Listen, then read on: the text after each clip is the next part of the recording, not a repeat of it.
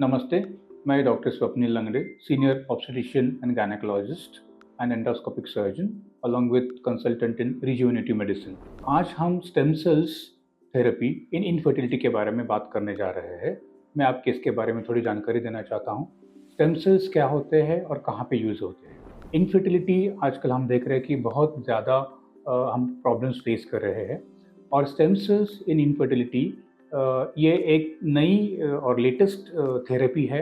It's under development, experimental studies है, काफ़ी सारे ट्रायल्स, काफ़ी सारे इसके ऊपर प्रबंध लिखे जा रहे हैं और इसके अंदर बहुत रिसर्च हो रहा है।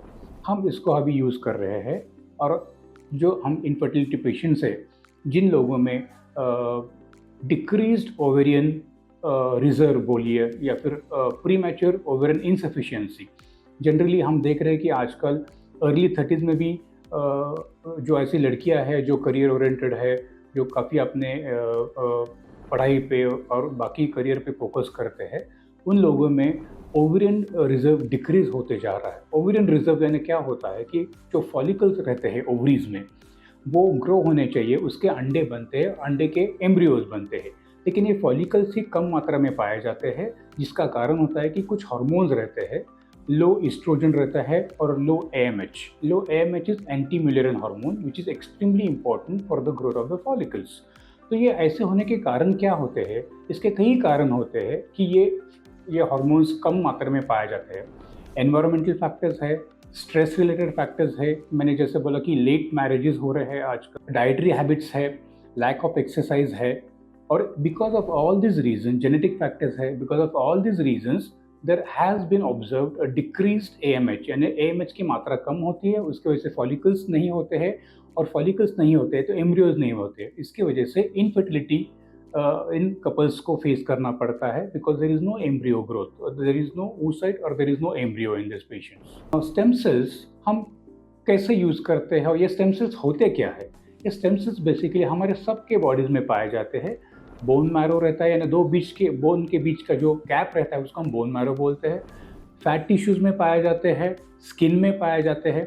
तो हम बेसिकली ये स्टेम सेल्स जो रहते हैं, जिनको हम एडल्ट मेसेनकाइमल मल्टीपोटेंट सेल्स बोलते हैं, उनको हम सेल्स लेते हैं। ये सेल्स की एक खास विशेषता ये होती है कि ये सेल्स कहीं पे भी जाके वो रीजनरेट कर सकते हैं, यानी उधर के टिश्यू को वो रिजुविनेट कर सकते हैं। तो फॉर एग्जांपल स्टेम सेल्स अभी हर काफ़ी सारे बीमारियों में यूज़ कर रहे हैं, और अभी हम उसको ओवेरियन रिजुविनेशन, यानी ओवरीज की क्वालिटी, ओवरी के oocytes quality and number of oocytes बढ़ाने के लिए हम उसका इस्तेमाल करते हैं। तो ये स्टेम सेल्स हम बोन मैरो एस्पिरेशन के द्वारा लेते हैं और वो लैप्रोस्कोपी से ओवरीज में हम इसको डालते हैं। तो ये स्टेम सेल्स अंदर जाने के बाद वो करते क्या है, वो अंदर जाने के बाद जो प्राइमरी फॉलिकल्स रहते हैं, जो छोटे छोटे फॉलिकल्स रहते हैं जो ग्रो नहीं हो पाते because of less AMH and less oestrogen, वो उनको एक फॉलिकुलोजेनेसिस बोलते हैं हम, जो वो फॉलिकल्स इंक्रीज करते हैं। So primary to secondary and secondary to mature follicles ये बनाते हैं, और इसका नतीजा ये होता है कि we get more follicle count and good follicle count. So it increases the follicle numbers as well as the oocyte quality, which results in a better embryo and successful pregnancies.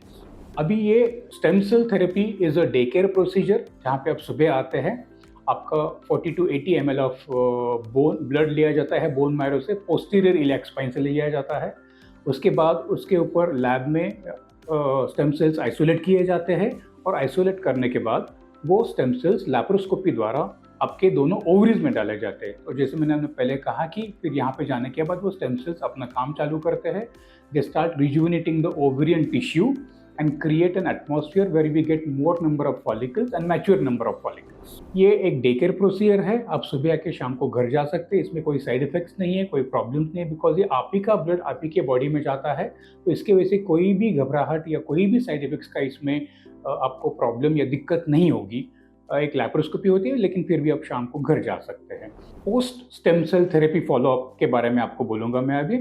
Stem cells take 6 to 8 weeks to multiply and create the right atmosphere in the ovaries.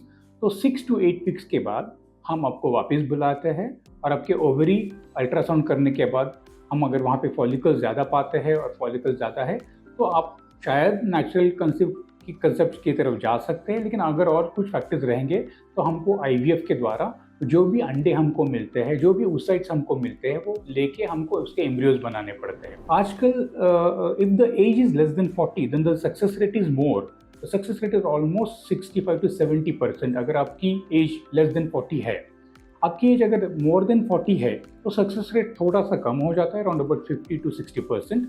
ये एक latest therapy है और इस therapy के द्वारा आप अपने ही oocytes इस्तेमाल कर सकते हैं और आपको डोनर oocytes की कोई ज़रूरत नहीं पड़ेगी इसमें।